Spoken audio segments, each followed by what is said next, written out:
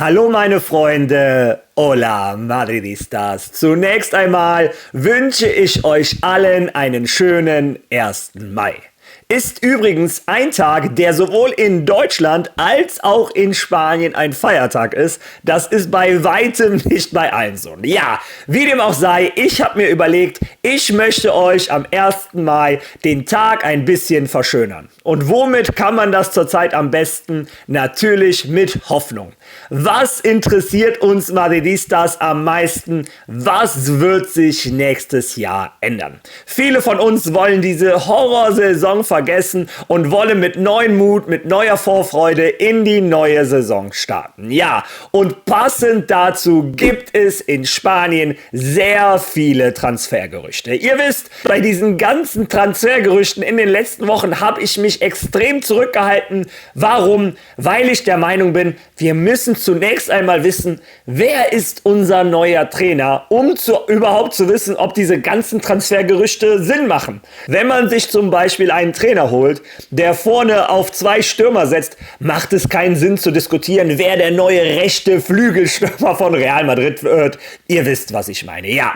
Aber inzwischen kann man eine Sache sagen. Alle Top-Journalisten auf dieser Welt, seien es internationale oder auch spanische, in Spanien gibt es nicht so viel, sind sich darüber einig, der neue Trainer von Real Madrid wird Xabi Alonso. Und dementsprechend gibt es genügend Artikel hier in Spanien und Informationen aus dem Radio, was verlangt, was möchte Xabi Alonso für Transfers. Und heute erlauben wir uns mal den Spaß, dass wir da reinschauen und ich gebe euch meine Meinung dazu. Also viel Spaß beim Video.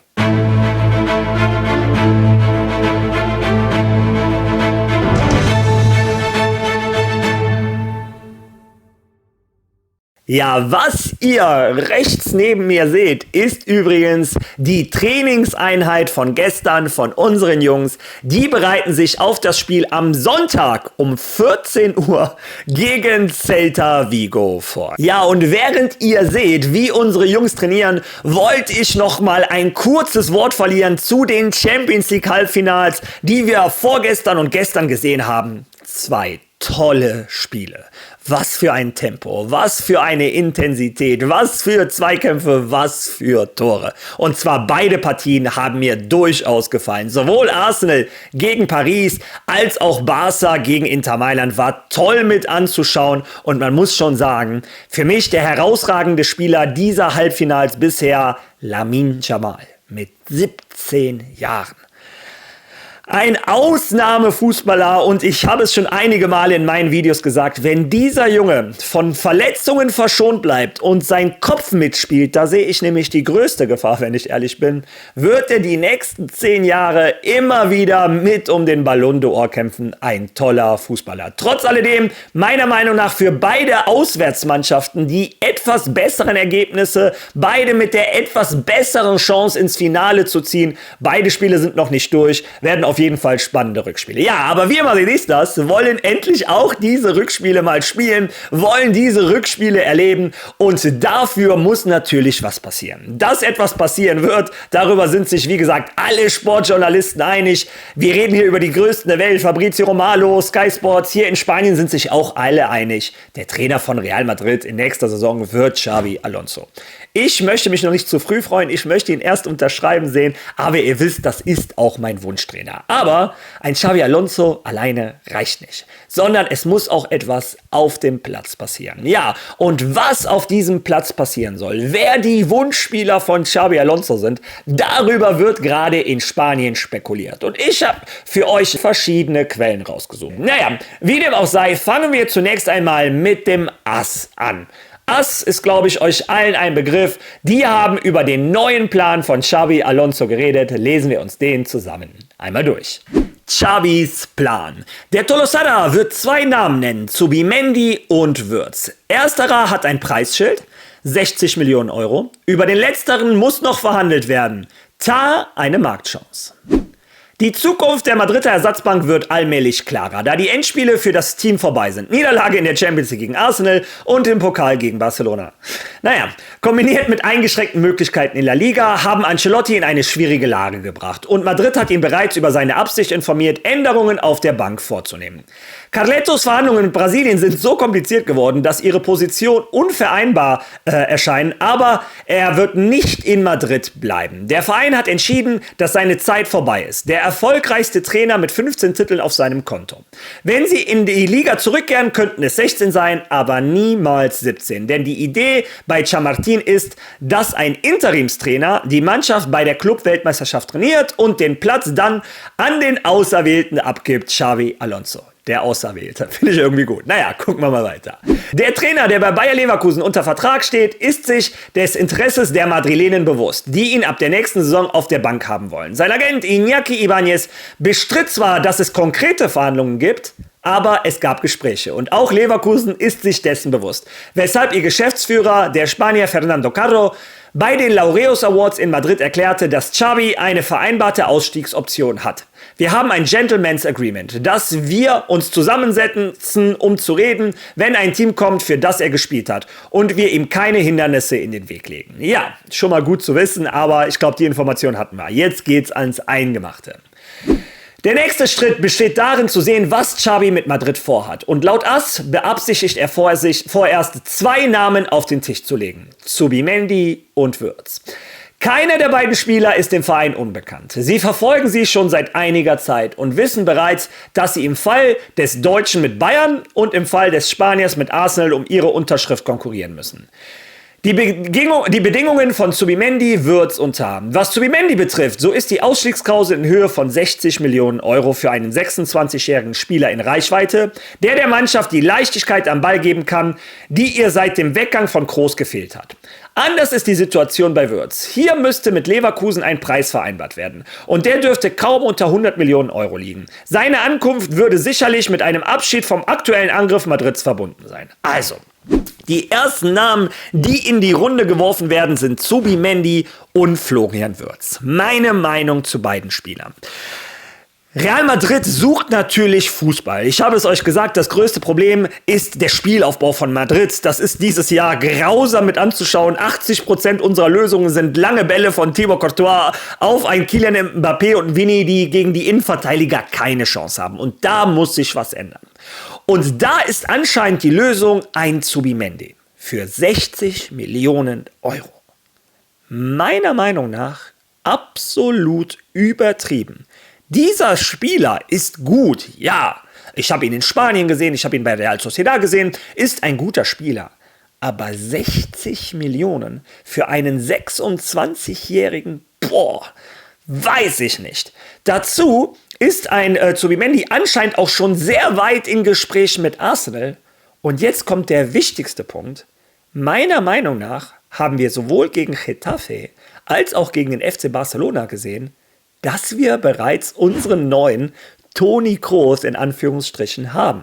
Der ist zwar spiegelverkehrt, der baut das Spiel nicht von links auf wie Toni Kroos, sondern von rechts. Ich rede natürlich über Arda Güler. Und die Spiele, die er gezeigt hat, und zwar im schwersten Spiel, was es in Spanien zurzeit geben kann, gegen den FC Barcelona, haben mich vollends überzeugt. Und der Junge hat kaum Spielpraxis. Überlegt mal, der spielt diese Position 10, 15 Spiele am Stück. Ich glaube, dann verlangt keiner mehr nach einem Zubimendi. Und für mich kann sich Real Madrid diese 60 Millionen Euro sparen. Dann nimm diese 60 Millionen lieber mit in die Verhandlungen für einen Florian Wirtz. Denn brauchen wir dringend einen Florian Wirtz? Weiß ich nicht. Wir haben auf der 10 einen Jude Bellingham, aber Florian Wirtz ist nicht dieser Spielertyp wie Jude Bellingham. Jude Bellingham ist ein Spieler, der gerne in die Box vordringt. Ein Florian Wirtz ist so ein Verbindungsstück zwischen Mittelfeld und Sturm. Und ganz ehrlich, wenn man mir sagt, wir verkaufen einen Rodrigo, weil wir eh nicht mehr mit 3 Stürmern spielen. Unsere 2 Stürmer sind ein Kylian Mbappé und ein Vini Junior. Und dahinter hätten wir dann die Option, 2 offensive Zehner zu bringen. Zum Beispiel ein Arda Güler, ein Florian Wirtz, wenn du dann ein Bellingham in den Spielaufbau zurückziehst. Oder wir lassen zum Beispiel ein Arda im Spielaufbau, was ja super geklappt hat. Und dann hast du ein Bellingham und ein Wirtz hinter Vini und Mbappé. Ganz ehrlich, dann nehme ich lieber diese 60 Millionen von Zubimendi und stecke die in den Florian Wirtz-Transfer, der für mich ein überragender Kicker ist und für mich auch überhaupt nicht mit Arda Güler kollidiert. Denn viele von euch haben mir geschrieben, wenn der kommt, muss Arda gehen. Nein, erstens glaube ich, die beiden können sehr gut zusammen hinter den Stürmern spielen. Und zum anderen glaube ich, Arda hat uns in den letzten Spielen gezeigt, dass er auch den Spielaufbau von hinten dominieren kann. Das, wofür wir ihn eigentlich geholt haben. Arda sollte immer als Luka Modric-Ersatz kommen. Und Luka Modric war bei Real Madrid nie ein Zehner, bei Tottenham ja, bei Real Madrid war er immer eher ein Achter. Also, wie gesagt, wenn ihr mich fragt, brauchen wir keinen Zubimendi. Florian Wirtz würde ich mit Kusshand nehmen. Aber der Artikel geht noch ein bisschen weiter und da kommt ein Name, der für mich sehr viel Sinn ergibt. Lesen wir uns das zusammen weiter durch. Es gibt noch einen dritten Namen auf dem Tisch. Innenverteidiger Jonathan Tah. Der Deutsche, ein körperliches Kraftpaket von 1,95, hat einen Vorvertrag mit Barca. Aber die jüngsten Ereignisse haben die Situation verändert. Zweifel, ob Barcelona ihn unter Vertrag nehmen kann, nach dem, was mit Dani Olmo passiert ist, und der sinkende Bedarf der Mannschaft, für die all ihre Innenverteidiger funktionieren. Tahs Vertrag läuft aus und er könnte kostenlos kommen. Eine Marktchance mit Zustimmung von Xavi, der auch das System von Tolosada gut kennt. Sein Leverkusen war mit 3 Innenverteidigern erfolgreich. Der Favorit auf dieser Position ist Huijsen, aber Tah taucht auf dem nächsten Markt am Horizont auf. Ja, und was denke ich über Jonathan Tah? Wenn ihr mich fragt, ist er die perfekte Lösung für Real Madrid? Nein, aber wir kennen die Transferpolitik von Real Madrid. Real Madrid, Innenverteidiger mit Erfahrung. Innenverteidiger ist so eine Position, wo du eigentlich gerne jemanden hast, der schon ein paar Jahre auf dem Buckel hat. Die hat Jonathan Tah, deutscher Nationalspieler, mit Leverkusen letztes Jahr ungeschlagen in der ganzen Bundesliga. Also der Junge weiß, wo der den Ball hinzukicken hat. Dazu 1,95 Meter, natürlich in Standardsituationen hinten, immer eine Hilfe, vorne natürlich auch. Und ganz ehrlich, wenn ich mir die Innenverteidiger-Situation bei Real Madrid anschaue und wenn du dann denkst, ich kann einen Jonathan Tah bekommen zum Nulltarif, natürlich wird er dementsprechend etwas Handgeld bekommen und wahrscheinlich auch ein gutes Gehalt, aber das kannst du dann natürlich über die Jahre immer wieder einnehmen, dann ist das schon eine sehr interessante Marktchance. Natürlich, wenn ich freie Wahl hätte, einen Huijsen, der ist 20, der kann 15 Jahre Innenverteidiger für Real Madrid spielen. Aber wir kennen einen Florentino Perez. Der nimmt nicht gerne Geld für einen Verteidiger in die Hand, vor allem nicht für einen Innenverteidiger. Bei einem Außenverteidiger könnten wir noch reden. Für einen Innenverteidiger macht er das nicht gerne. Ich glaube, ein Jonathan Tah macht Sinn. Vor allem bringt er Erfahrung. Er hat bereits das System mit Xabi Alonso gespielt. Deshalb sage ich ja, es ist wichtig zu wissen, wer dein Trainer ist, bevor du über Transfers reden kannst. Und deshalb würde ein Jonathan Tah für mich Sinn ergeben. Ja, bin ich gespannt, was ihr dazu zu sagen habt. Ob ihr sagt, nee Mario, Jonathan Tah überhaupt nicht. Aber ganz ehrlich, wir haben in der Innenverteidigung einen Eder Militao, wo keiner von uns weiß, wie seine Karriere weitergeht. Nach 2 Kreuzbandrissen kann uns keiner garantieren, dass er wieder sein altes Niveau erreicht. Wir haben einen Antonio Rüdiger, der monatelang unter starken Schmerzen spielen musste. Der wird auch nicht jünger und wir wissen auch nicht, wie er nach der OP wiederkommt, wie er fitnesstechnisch auf dem Stand sein wird. Ich glaube zwar, ein Antonio Rüdiger hat noch 1, 2 gute Jahre vor sich, aber darauf kann man auch nicht zu 100% sicher sein. Und die anderen Alternativen sind ein David Alaba, ganz ehrlich, von dem muss sich Madrid wahrscheinlich trennen, wenn man vor allem sieht, was für ein Gehalt der kassiert. Ja, und dann haben wir halt aus der Jugend noch einen Joan Martinez und einen Jacobo Ramon. Ein Joan Martinez kommt auch aus einem Kreuzbandriss. Auch da wissen wir es nicht. Und zumal haben wir den Jungen noch nie wirklich im Wettbewerb gesehen. Wir wissen alle, dass er ein großes Talent ist, aber wir wissen natürlich nicht, wie dieses Talent einschlägt. Und ein Jacobo Ramon, der ist eigentlich auch ein super Innenverteidiger mit Spanien, U19, Europameister etc. alles erreicht. Aber im Pokal, naja, vielleicht war er sehr nervös, hat uns Madridistas aber nicht überzeugt. Also, wenn Real Madrid zurzeit, wenn wir auf den Kader gucken, haben wir einen Innenverteidiger, dem ich zu 100% vertraue und das ist ein Raúl Asensio.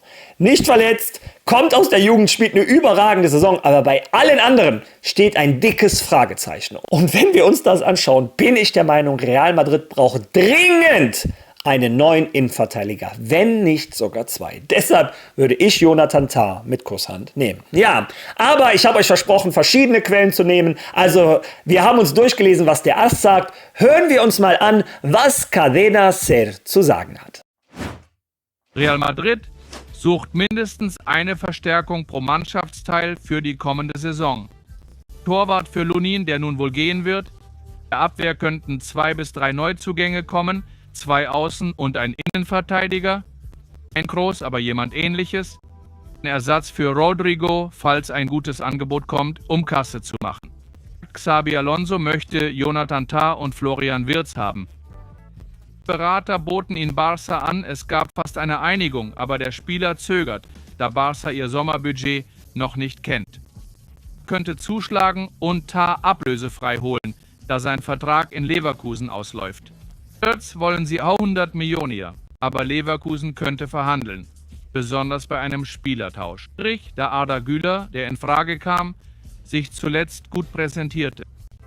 Ja, wie ihr selber gehört habt, laut Quellen von Cadena SER möchte sich Real Madrid auf jeder Linie verstärken. Die fangen sogar im Tor an, aber ich habe euch berichtet, dass Thibaut Courtois kurz vor einer Vertragsverlängerung steht. Das kann sich ein André Lunin natürlich nicht so einfach mit anschauen, wie seine Karriere auf der Ersatzbank dahin lungert. Dazu hat er mit Mendes einen sehr aggressiven Agenten. Wir wissen, wie Mendes funktioniert. Wer da als Ersatz kommen könnte, kommen wir die Tage drauf. In der Abwehr 3 bis 4 neue Verpflichtungen oder 2 bis 3 besser gesagt. Ein Innenverteidiger und die Außenverteidiger. Außenverteidiger Trent Alexander-Arnold ist ja schon durch anscheinend. Links hinten, wer da kommen könnte, da rede ich in den nächsten Videos drüber, denn da gibt es 2 Kandidaten, wobei ich mir sicher bin, wer es wird, aber wie gesagt, da kommen wir die Tage zu. Und dann fangen an, sich die Namen zu wiederholen. Für die Innenverteidigung wieder Jonathan Tah, fürs Mittelfeld wieder Txomin Mendy und für den Angriff wieder Florian Wirtz. Das heißt, die Quellen in Spanien sind sich anscheinend relativ einig, wer die Wunschspieler von Xabi Alonso sind. Wie gesagt, ich habe euch zu allen 3 schon meine Meinung gesagt. Ich werde jetzt eure Zeit nicht verschwenden, indem ich mich nochmal wiederhole. Jetzt drehe ich den Spieß mal um und frage euch, was ist eure Meinung? Findet ihr, dass das die richtigen Transfers für Real Madrid wären oder eher nicht? Und wenn ihr schon mal dabei seid, wer wäre für euch der richtige linke Verteidiger für Real Madrid? Bin ich gespannt, ob ihr mit mir übereinstimmt, bevor ich es ausgesprochen habe. Ja, Leute, dann war es das für das heutige Video. Genießt den Feiertag. Morgen wird es kein Video von mir geben. Ich werde morgen etwas mit meiner Familie unternehmen. Wir werden den Brückentag ausnutzen und wir sehen uns am Samstag mit alter Frische wieder und ich freue mich mit guter Laune. Bis dahin. Hallo!